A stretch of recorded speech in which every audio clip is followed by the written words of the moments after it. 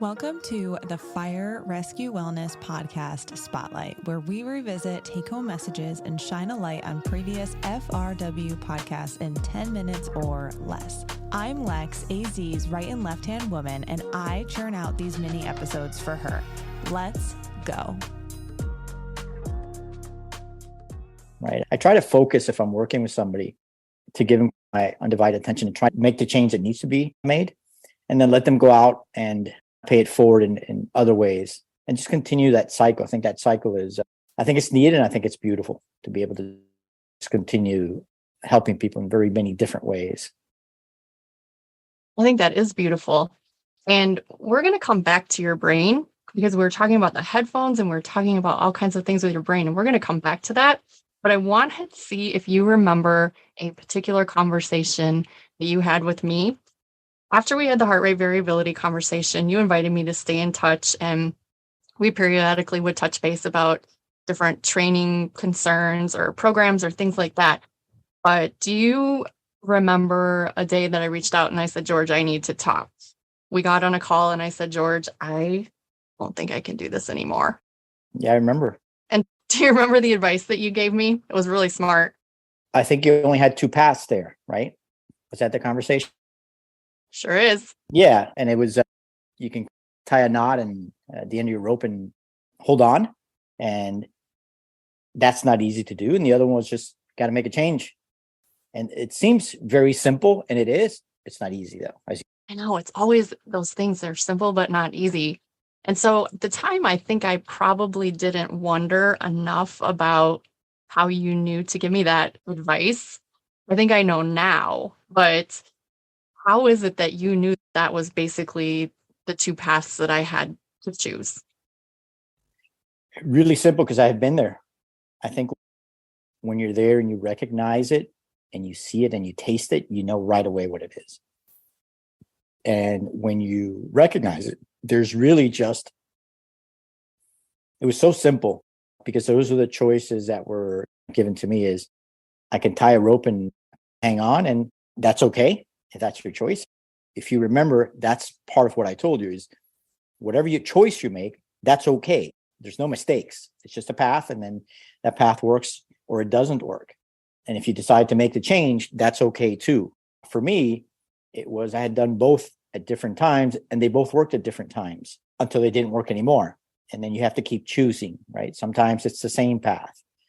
But it's interesting because today put out a tweet. It was a thread on why coaches are leaving coaching. And it was a fabulous thread. It's 10 different stories of these high profile coaches who got to a point and burnt out or had whatever problems they had. One in press conferences just kept saying, I'm just done. I'm done. He had no other answer except he knew what he didn't want to do anymore. And that's not your, let me tie a knot at the end of the rope. That's I got to leave. But it was fascinating because after that, I retweeted and I put at the end, hey, I've been here. I know what this is. I have some answers. If you want some help, reach out. And it had about 25 different DMs. I didn't expect that. I expected maybe a person maybe in a couple of days would say something.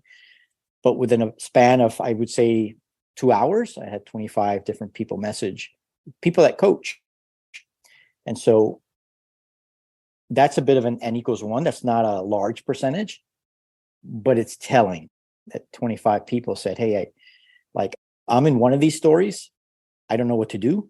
I just know I'm at that point. Either I have to change something or I'm going to have to tie this knot at the end of this rope. And again, it's a really simple solution. I know it is because I've been there. It's just not easy because both of those demand a choice and a path to take. And it could be a complete lifestyle or it could be changing some variables. But the one common factor there is change, and that's not easy for people. And so George said he recognized it and he had been there. And what he meant was that he saw that I was burning out because he had been burned out previously. And George, there was a lot wrapped up in burnout. If you don't mind sharing, what did that all look like?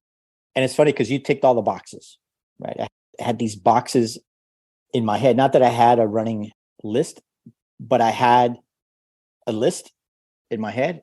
And every time you said something, you basically ticked all the boxes.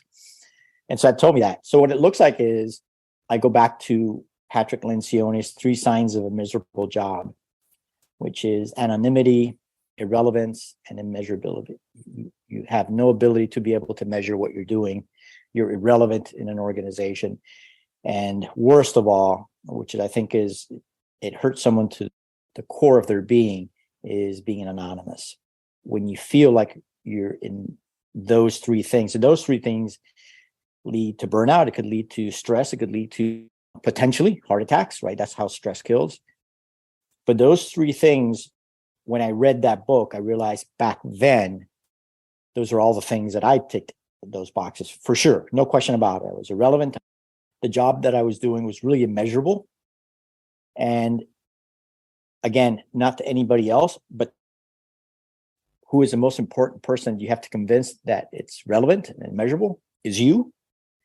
And those 2 things then led to the third thing that was basically the collapse, which is I just felt anonymous. And you have passion for anything. You can't have goals for anything when that is central to your being. You're just thinking, I'm drowning. I need to stop drowning. I can't figure out how to swim to the beach. It's not even possible. I just need to stop drowning. That's where you were. And I recognized right away that you were drowning. And I think the thing that was most impactful for me is that everyone else that I had expressed concern to, can I talk? Will you listen to me? Every person that I spoke with told me I didn't have a choice.